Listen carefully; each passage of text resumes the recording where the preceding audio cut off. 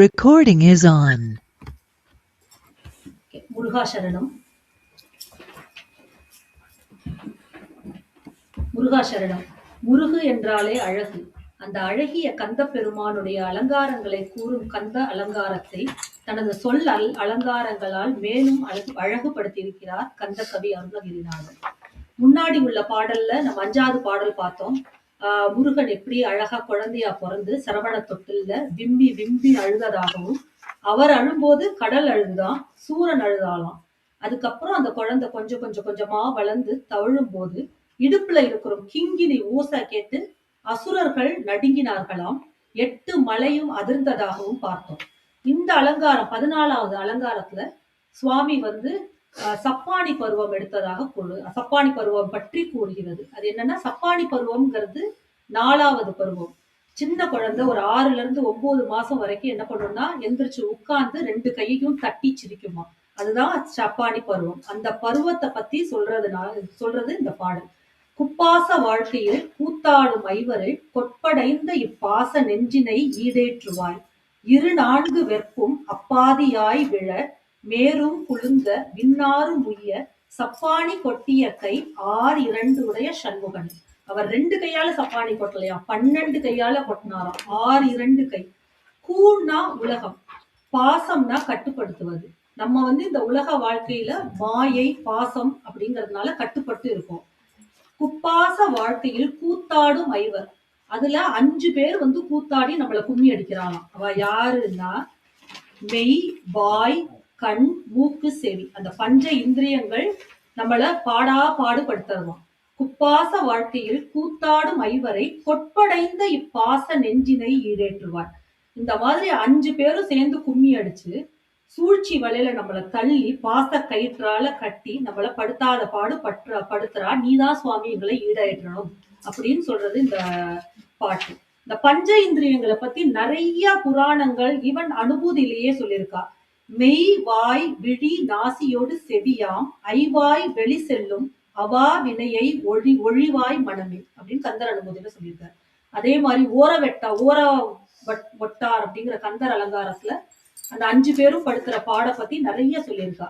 நமக்கு புராணங்கள்லயே தெரியும் ராமாயணம். ராவணன் வந்து மிகப்பெரிய சிவபக்தன். ஆனா அவன் இந்த பேராசைனாலையும் பெண்ணாசைனாலையும் சீதா மாதாவை கூட்டின்னு போய் அவன் படாத பாடுபட்டு கடைசியில அவனை ராமர் கொள்ளும்படியா எடுத்து. அதே மாதிரி மகாபாரதத்துல துரியோதனன் துச்சாதனன் அவளுக்கு இந்த பொருள் ஆசை மண்ணாசைனால ஒரு காணி நிலம் கூட கொடுக்க மாட்டேன்னு மகாபாரத போர் நடந்து நமக்கு எல்லாம் தெரியும். அதனால இந்த 5 புலன் படுத்துற பாட பத்தி நிறைய நமக்கு இது தெரியும். ஆனாலும் நம்ம இன்னுமே அந்த ஐவாய்ப்படுத்துற பாட்டுக்கு வழிதான் போயிட்டு இருக்கோம். ஒரு சின்ன சினாரியோ, நாய் வச்சுட்டு இருக்கிறவாளுக்கு எல்லாம் தெரியும்.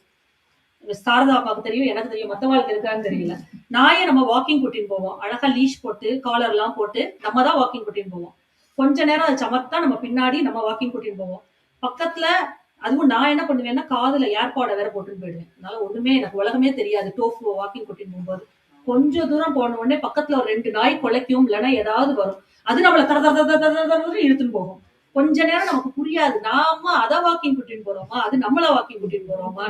அது தரன்னு இழுத்துன்னு போனப்ப அப்புறம் தான் நமக்கு தோணும், ஐயோ நம்ம வாக்கிங் கூட்டின்னு போறோம்னு என்ன பண்ணுவோம்னா, அந்த லீஷை ஒரு புல் பண்ணி இழுத்து திருப்பி நம்ம போற வழிக்கு கொண்டு போனோம். அதே மாதிரிதான் அதேதான் இவர் சொல்றார். என்னன்னா, உபநிஷத்துலயும் பகவத்கீதையிலயும் சொல்ற, கடவுளை அடையறதுக்கு சுய கட்டுப்பாடு ரொம்ப அவசியம். இந்த உடம்புங்கிறது ஒரு தேர். 5 புலன்கள் வந்து நம்ம குதிரைகள், 5 குதிரைகள்.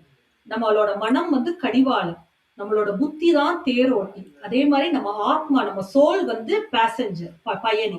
நம்ம போக வேண்டிய இடம் என்னன்னா சுவாமிய இறைவன் அடி சேர்றது.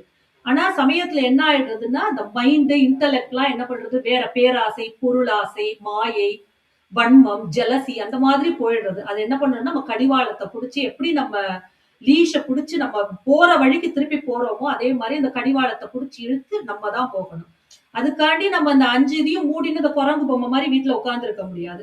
அதுக்கு என்ன பண்ணலாம்னு சொல்ற, அந்த மெய் அப்படிங்கறத என்ன பண்ணலாம்னா, அவனோட அடியாருக்கு தொண்டு செய்யறது மூலமா நம்ம வந்து மெய்ய இது பண்ணிக்கலாம். அதே மாதிரி வாயில வந்து அவனோட நாமத்தை ஸ்மரண பண்றது, நாமத்தை கூறுறது. கண்ணுனால என்னன்னா, அவனோட அழகிய திருவுருவத்தை பார்த்து அவனோட அழகிய முருகன் எவ்வளவு அழகா எந்த சுவாமி பிடிக்கிறதோ ராமர் பிடிக்கிறதோ கிருஷ்ணர் சுவாமியோட அழகிய திருவுருவத்தை பார்த்து அவரை புகழ்ந்து பாடி அவருக்கு சேவை பண்றது. அதே மாதிரி காதால நல்ல சுவாமியோட கதைகள் அவரோட நாமம் திருப்புகழை கேட்கறது, அந்த மாதிரி நல்ல விஷயங்களை கேட்கறது. அதே மாதிரி நாசியால என்ன பண்ணலாம்னா அவரோட கோவிலுக்கு போய் அந்த அவரோட சில பேர் சொல்லுவார் சுவாமி முன்னாடி வந்து உட்கார்ந்தா விபூதி வாசனை வருது, அதே மாதிரி ஜப்பாது வாசனை வருது, நம்ம ஊதுபத்தி வாசனை வருது, அந்த மாதிரி அதெல்லாம் நுகர்ந்து அந்த மாதிரி பண்றது அப்படின்னு சொல்றா.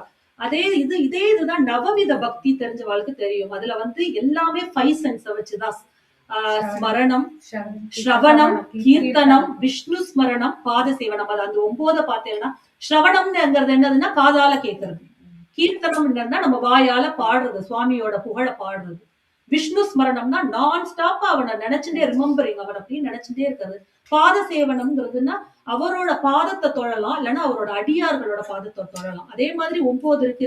எல்லாமே இது 5 சென்சஸ் ஒட்டிதான் வருது. நம்ம அந்த மாதிரி அந்த 5 சென்சஸ ஒட்டி அந்த மாதிரி பண்ணணும். இந்த மாதிரி வேண்டாத காசிப் பண்ணி, கண்ணால வேண்டாத பண்ணி, வாயால காசிப் பண்ணி, இன்னொருத்தர கெடுதல் நினைச்சு அந்த மாதிரி பண்றதுக்கு பதிலா நம்ம இப்படி ரீடைரக்ட் பண்ணி நம்ம நல்லது பண்ணணும் அப்படின்னு எல்லாரும் எல்லா உபனிஷத் எல்லாத்துலயுமே இருக்கு.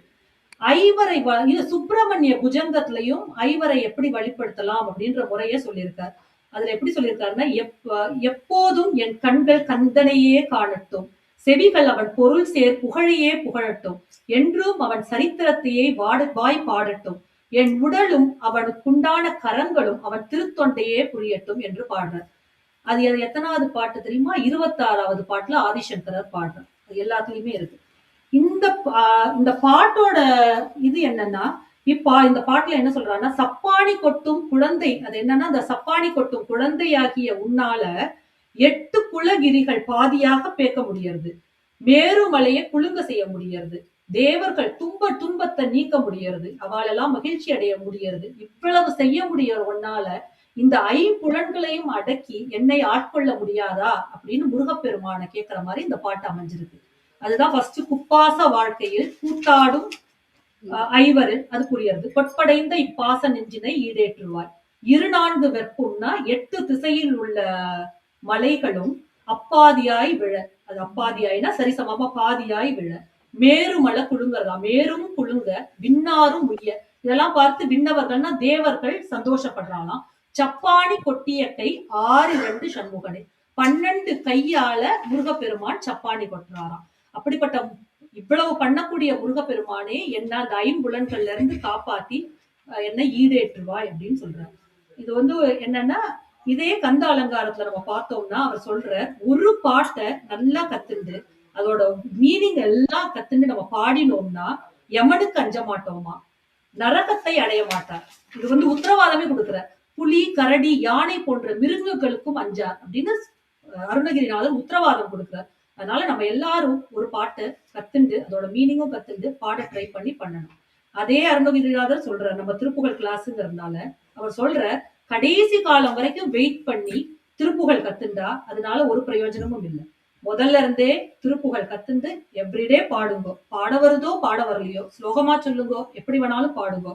அதோட மகிமை என்னன்னா அஞ்ஞானத்தில் உழறுபவர்க்கு நம் வழிக்கு துணை செங்கோடன் வடிவேலும் மயூரனுமே என்று வழிகாட்டுவாராம். அஞ்ஞானத்தை விளக்கி அதை இது பண்ணி நமக்கு நல்வழிப்படுத்துவார். அதனால திருப்புகழும் கந்தர் அலங்காரம் ப்ளீஸ் எல்லாரும் தினமும் ஒன்று பாடுங்க அப்படின்னு சொல்லி விடைபெறுகிறேன். நன்றி, வணக்கம். முருகாசனம்.